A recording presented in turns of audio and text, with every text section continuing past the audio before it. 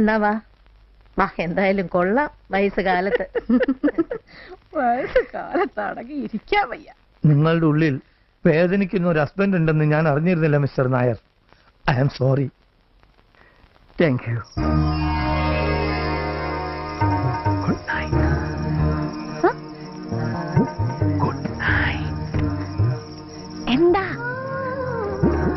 Good night.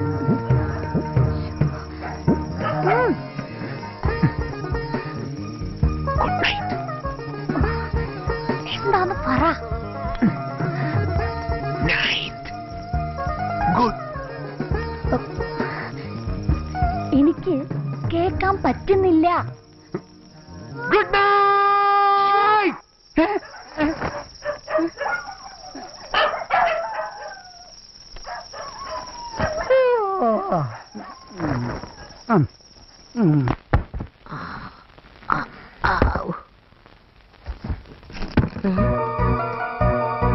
എവിടെ പോയി?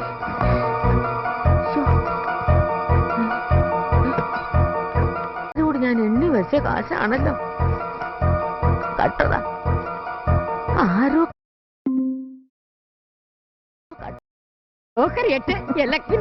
ടീച്ചറെ, എന്റെ കാശ് കാണുന്നില്ല. പൈസ കാണുമാ?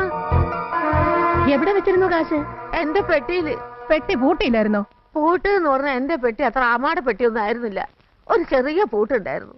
അത് 2 ദിവസമായി കാണുന്നുമില്ല. അപ്പൊ ആദ്യം പൂട്ട തിടിയിരിക്ക. പ്ലാൻഡ് അറ്റംപ്റ്റാ.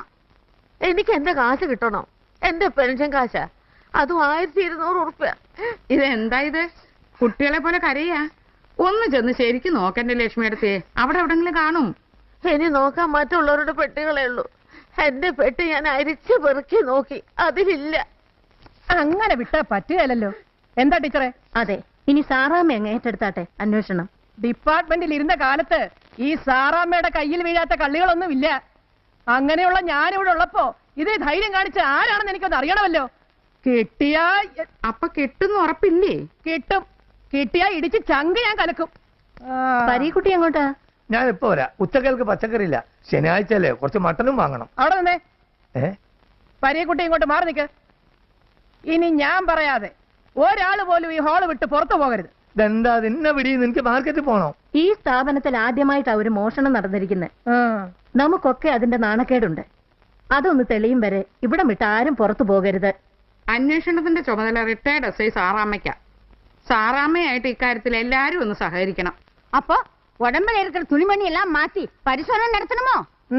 വേണ്ടി വരും. അയ്യോ, അപ്പൊ എന്നെ നായരും പരിശോധിക്കണമെങ്കിൽ ആ പോലീസിനെ തന്നെ വിളിക്കേണ്ടി വരും. അത്ര വലിയ നാണക്കാരനാണ് നീ എന്ന് വെച്ചാ തുണി കഴിക്കാൻ നിൽക്കണ്ട. നീ അതങ്ങ് കൊടുക്ക്. ഏത് കൊടുക്കാൻ? ഇതാ തള്ളെ വെൽക്കം വർത്താനം പറഞ്ഞാലുണ്ടല്ലോ. നിങ്ങളുണ്ടോ ഞാൻ പൈസ ആക്കണേ? കണ്ടിരുന്നെങ്കിലേ നിന്റെ ആ തേറ്റപ്പതി അടിക്കാൻ താഴെ ഇട്ടേനെ. നായരങ്ങൾ ഭാര്യ നിലക്കെടുത്തിക്കോളിട്ടോ. വെറുതെ അല്ലേ ഇയാൾ ലവ്വാൻ പോയത്? നാക്ക് വിടക്കാണ പണ്ടാരത്തിന്റെ. ഒന്ന് നിർത്തിയേ. ഞാൻ ആദ്യം പോയി മുറികളിലൊക്കെ ഒന്ന് പരിശോധിക്കാം. പൂട്ടിയിട്ടിരിക്കുന്ന പെട്ടികളുടെ ഉടമസ്ഥന്മാർ വന്ന് ഞാൻ വിളിക്കുമ്പോ താക്കോലെടുത്ത് തരേണ്ടി വരും. ദാ ഒരു ചാൻസ് കൂടി തരും. ആരാണെന്ന് വെച്ചാൽ സത്യം പറയാം. പരിശോധന നടക്കട്ടെ സാറാമ്മേ. മാറിക്കണം.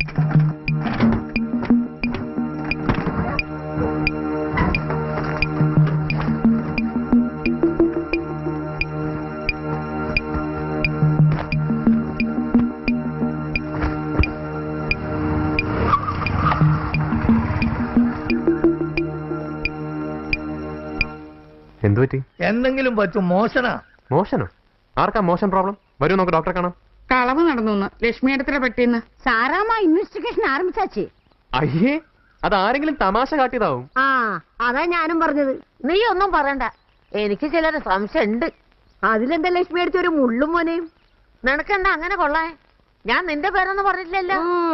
എന്റെ പേരെങ്ങാനും പറഞ്ഞാൽ നിങ്ങളുടെ നാക്ക് പുഴുത്തു പോവും. ഞാൻ ഇത്രയും കാലം അന്യന്റെ മുതൽ എന്റെ കൈ കൊണ്ട് തൊട്ടിട്ടില്ല. കാലുകൊണ്ട് തൊട്ടിട്ടുണ്ടോ? ദേ പരീക്കുട്ടിക്ക, എരി തീയിൽ ഇതയം നല്ലെണ്ണം ഒഴിക്കരുത്. എന്തോ എനിക്ക് തോന്നുന്നില്ല ഇവിടെ ഉള്ളവരാരും ഇങ്ങനെ ചെയ്യുമെന്ന്. ലക്ഷ്മി ഏട്ടത്തേക്ക് എന്തോ മറവി പറ്റിയതാവും. എന്താ ഒരു ടെൻഷൻ? കിട്ടി കിട്ടി. എന്റെ തേവരെ മോളെ. നിക്ക് നിക്ക്. ആരാ സാറാമ്മേ പ്രതി? അതാദ്യം പറ. ഞാൻ സംശയിച്ചതുപോലെ തന്നെ തലയാണ ഉറക്കകത്ത് പൂട്ടി വെച്ചിരിക്കുക. സാറാമ്മ പറയരുത്. അതെ, ആ പേര് പറയണ്ട. അതാരോ ആവട്ടെ, മറ്റുള്ളവരത് അറിയണ്ട. സാറാമ്മച്ചേട്ടത്തി മാത്രം തനിച്ച ആളോട് സംസാരിക്കൂ. എനിക്ക് ഉറപ്പാ അതാരായിരുന്നാലും ഇനി ഇത് ആവർത്തിക്കില്ലെന്ന്. മാത്രമല്ല, മനസ്സുരുകി പശ്ചാത്തപിക്കുകയും ചെയ്യും. എന്നാലും ആളറിഞ്ഞില്ലെങ്കിൽ തമ്മിലുള്ള സംശയം തീരുമോ? അതിലൊക്കെ വലിയ വേദനയല്ലേ പരീക്കുട്ടിക്ക. അവരിവിടെ ജീവിക്കുന്ന കാലം അത്ര അനുഭവിക്കുക. അത് വേണ്ട. ദുഃഖങ്ങളും ദുരിതങ്ങളും വേണ്ടുവോളം ഉണ്ട് ഈ മേൽക്കുരയ്ക്ക് താഴെ. അതിനിടയിൽ പരിഹസിക്കപ്പെടുന്ന ഒരു സഹജീവി കൂടി നമുക്ക് വേണ്ട. ഇതൊക്കെ പൊറുക്കാൻ ഈ അമ്മമാർക്കല്ലേ കഴിയൂ. വിവേക് പറഞ്ഞതിൽ ഒരു വലിയ സത്യമുണ്ട്. വേണ്ട സാറാമ്മേ, ലക്ഷ്മി അടുത്തേക്ക് ആ പണവും കൊടുത്തേക്ക്. എന്നിട്ട് എല്ലാരും ഒന്ന് പോയേ. എന്നാലും ഞാൻ എന്റെ ബുദ്ധി ഉപയോഗിച്ചൊരു കേസ് കണ്ടുപിടിച്ചിട്ട്. ഞങ്ങൾ അഭിമാനിക്കുന്നു. കള്ളിക്ക് കഞ്ഞി വെച്ച പെരുങ്കള്ളി ചേട്ടത്തിയുടെ പേരിൽ. ചേട്ടത്തി ചെല്ല്. ഇങ്ങ് വാ. നന്നായി. നീ രക്ഷിച്ചത് ആരെയായിരുന്നാലും അതിന്റെ പ്രാർത്ഥന നിനക്കുണ്ടാവും. നിനക്ക് നല്ലത് വരും.